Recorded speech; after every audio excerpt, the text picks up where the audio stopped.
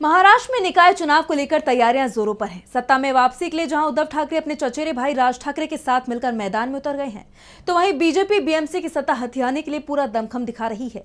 लेकिन उससे पहले ही बीजेपी विपक्ष के निशाने पर आ गई है। विपक्ष बीजेपी पर कई आरोप लगा रहा है। इस बीच शिवसेना यूबीटी नेता आदित्य ठाकरे ने बीजेपी की गंदी राजनीति का पर्दाफाश कर दिया है, जिससे पार्टी गिर गई है। तो क्या कुछ कहा आदित्य ठाकरे ने, जानेंगे इस रिपोर्ट में। महाराष्ट्र में निकाय चुनाव पर सभी राजनीतिक पार्टियों की निगाहें बनी हुई हैं। बीएमसी चुनाव काफी महत्वपूर्ण माना जा रहा है। महायुति और एमवीए दोनों ही गठबंधन पूरे जोर शोर के साथ इस चुनाव के रण में कूद गए हैं।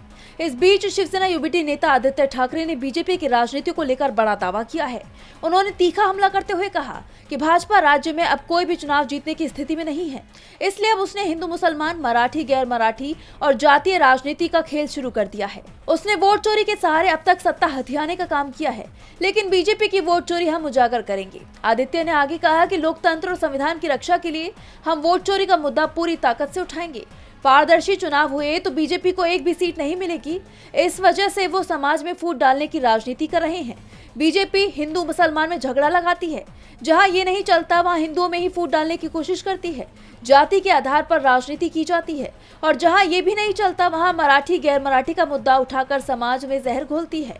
आदित्य ठाकरे ने कहा कि हर तरह की वोट चोरी, चुनाव सेटिंग, अपने लोगों को चुनाव आयोग में बैठाना और 10,000 रुपए बांटना, इन सब के बावजूद भी बीजेपी को खुद पर भरोसा नहीं कि वो चुनाव जीत सकती है। उन्होंने साफ कर दिया कि विपक्ष वोट चोरी का मामला छोड़ने वाला नहीं है।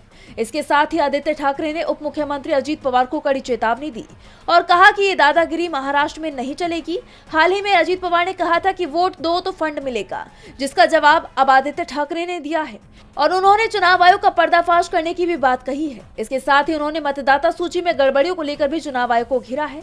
अब देखना होगा कि विपक्ष आगे और क्या खुलासे करता है और क्या चुनाव आयोग विपक्ष के आरोपों का जवाब देगा। इसको लेकर सवाल बने हुए हैं।